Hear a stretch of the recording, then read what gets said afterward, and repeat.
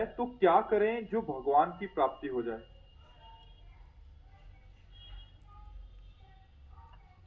आपने ऐसा कैसे निश्चय कर लिया कि भजन नहीं हो रहा? क्यों नहीं हो रहा है? क्यों नहीं होगा? हमारा मानव जीवन वो संपूर्ण शक्ति संपन्न है जिससे भगवत प्राप्ति करनी है। बिना भजन के भगवत प्राप्ति असंभव है। भजन हमारा जीवन। आज हम सुबह साधकों से यही कहते, लोग जीते कैसे हैं बिना भजन के? विषय सेवन, विषय चिंतन, प्रपंच चिंतन, ये सब बन सकता है, भजन नहीं बन सकता। कैसी बात करते हो? प्रयासरत क्यों नहीं हो? इतना क्यों इंद्रिय और मन को प्रोत्साहन दे दिया विषयों के लिए कि वो भजन के लिए ना बोल दिया कि भजन ना बने तो भगवत प्राप्ति कर। भजन हमसे प्रयासरत है, वो भजन नहीं होता जो होना चाहिए। ऐसा प्रश्न तो ठीक है, ऐसा प्रश्न कैसे कर दिया कि भजन ना बने? भजन ना बने वाला शब्द क्यों बोला? आप किस उद्देश्य का पालन करने के लिए मानव जीवन प्राप्त किए? क्या उद्देश्य है?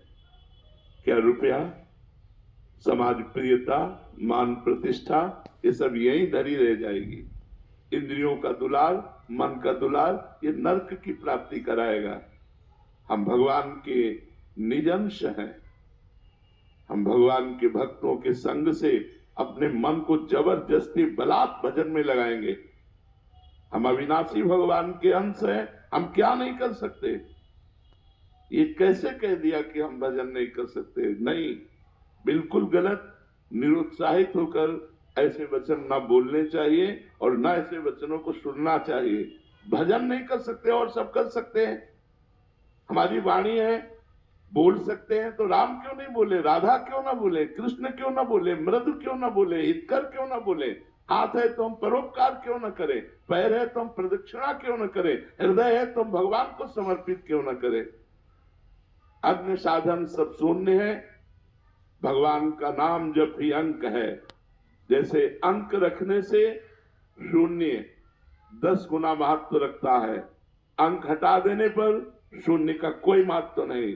ऐसे ही भगवत चिंतन शून्य, हर सत्क्रिया यहां से ब्रह्मलोक तक ले जाएगी, लेकिन ब्रह्मलोक भी नाशवान है।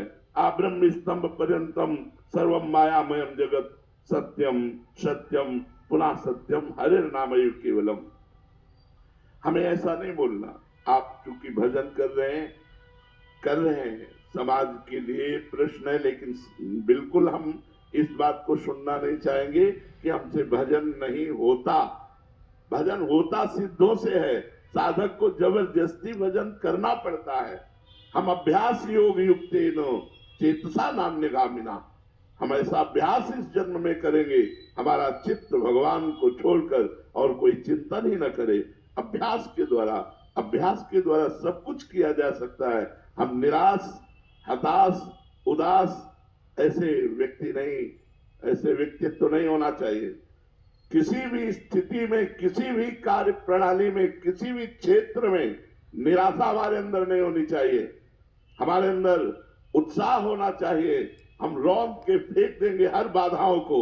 हम भगवान के बच्चा हैं, हम अविनाशी परमात्मा के अंश हैं। ऐसा नहीं है कि हम इंद्रियों की विलासिता और मन की भोग विलासिता में ऐसा बोल पड़े कि हमसे भजन होता ही नहीं, भजन के बिना नहीं। भगवान की प्राप्ति के लिए सुलभ मार्ग भजन है। भगवान का जितना चिंतन किया जाएगा उतना ही हम माया से हटकर भगवान के समीप होते जाएंगे। अनन्य चेता सततम यो माम स्मृति नित्य सा तस्याहम सुलभा पार्थ। भगवान उसके लिए सुलभ होते हैं जो नित्य निरंतर भगवान का चिंतन करता है। अपने चित्त को भगवान के चरणों में लगाने में परेशानी क्या है? जब युद्ध जैसा कार्य भगवान का चिंतन करते हो सकता है, तो कौन सा ऐसा कार्य है जो भगवान का चिंतन करते ना हो? हम मुख में भगवान का नाम स्मरण कर रहे मधुर मधुर, और शरीर से हम चेष्टाएं कर रहे हैं, कर्म कर रहे हैं और वो कर्म भगवान को अर्पित कर रहे हैं। हम नित्य प्रतिक्षण भगवान के नजदीक पहुंच रहे हैं। भगवान का विस्मरण करके केवल धन संपत्ति और भोगों की चाह में भटकना, ये तो दिव्य मनुष्य जीवन को व्यर्थ नष्ट कर देना है। इसलिए सबसे प्रार्थना है, ये शब्द तो आना ही नहीं चाहिए कि भजन के बिना हमारा जीवन किसी कार्य का नहीं है, हम भजन नहीं कर सकते। ये शब्द नहीं आना चाहिए कि भजन नहीं कर सकते। भजन के बिना जीवन किसी कार्य का नहीं। जब आप सुअर कुत्ता बनोगे तब भजन करोगे, जब आप पशु पक्षी बनोगे तब भजन करोगे। अरे दुर्लभो मानुषो देहो, इतना दुर्लभ मनुष्य शरीर मिला, यदि इस मनुष्य शरीर में अपने प्रभु से प्रेम न कर पाए, प्रभु को रिझा न पाए, तो और क्या है। और प्रभु के प्रेम की प्राप्ति, प्रेम मूल यह नाम है। भगवान का नाम ही प्रेम मूल है। ब्रह्म राम ते नाम बड़ वरदायक वरदान, भगवान से भी बढ़कर भगवान का नाम है। यदि हम राम राम कृष्ण कृष्ण हरि हरि राधा राधा प्रतिपल रट रहे हैं तो भगवान हमारे हृदय में प्रकाशित होंगे। भगवान हमारे नेत्रों में जरूर वो सामर्थ्य देंगे कि इस माया का पर्दा हटाकर हम कण कण में क्षण क्षण में भगवान का अवलोकन करें। भगवान विराजमान है। इसलिए ये निरुत्साहित करने वाली बात तो किसी की जबान में नहीं आनी चाहिए। हम प्रयास करेंगे, हो सकता है हमारा प्रयास असफल प्रयास रहे, लेकिन हम फिर प्रयास करेंगे तो 1 2 3 बार 4 बार हम किसी बार तो सफल प्रयास करने वाले बन ही जाएंगे। हमें निराशा बिल्कुल पसंद नहीं। हताश होना, उदास होना, निराश होना ये हमारे जीवन में नहीं, और ये हम मनुष्य जीवन में बर्दाश्त नहीं करना चाहते। आप लोग वहीं परास्त हो रहे हो जहां भगवान का आश्रय नहीं। क्या है, आप विचार करके देखिए, जिसकी दोनों किडनी फेल हो, डायलिसिस हो रहा हो, शरीर भीषण कष्ट से युक्त हो, हम दहाड़ रहे हैं, अभी मृत्यु हो जाए उसकी क्या परवाह। हम भगवान के जन हैं, भगवान के अंश, हम कोई शरीर थोड़ी है। शरीर अगर कष्ट में है तो वो अपनी तरफ बना रहे, हम अपनी तरफ हैं। हमारा जन्म केवल इस बात को लेके बैठ जाए कि हमारी किडनी खराब, हमारा कष्ट है, अब हम कुछ कर नहीं सकते। नहीं, हम हर वो कार्य कर सकते हैं जो स्वस्थ आदमी कर सकता है। हमारे में जोश होना चाहिए, हमारा में संकल्प शक्ति होनी चाहिए। वो तभी होगी जब अध्यात्म से जुड़ोगे। भजन करो, भगवान का नाम स्मरण करो और उत्साहित रहो और वीर पुरुष बनो, कायर पुरुष नहीं। ये मैं नहीं कर सकता, ये हमारी डायरी में नहीं है। अधर्म की बात अलग है, धर्म और सही मार्ग में चलने के लिए ये मैं नहीं कर सकता, ये डायरी में नहीं।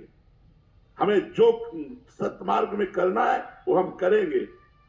हम सबसे प्रार्थना करते हैं, आप लोग कायर बनोगे तो न इस लोक के रह जाओगे न परलोक के रह जाओगे, और वीर बनोगे तो जो चाहोगे वो प्राप्त कर लोगे। तुम भगवान की संतान हो, महाबली अनंत वैभवशाली हनुमान जी महाराज जिनके चरणों को दुलार करते हैं, उन भगवान के बच्चे हो, उन भगवान के अंश हो। तुम में अपार सामर्थ्य, तो अपनी शक्ति को जागृत करो और जागृत करके भगवत प्राप्ति करो। जब हम भगवान को अधीन कर सकते हैं भगवान का नाम जप करके, तो और क्या नहीं कर सकते। इसलिए खूब नाम जप करो। जबान हिलाने में क्या जाता है, राधा राधा राधा राधा राधा राधा, इसी से भगवत प्राप्ति हो जाएगी। जो कर्म करो भगवान को समर्पित करो, खूब नाम जप करो।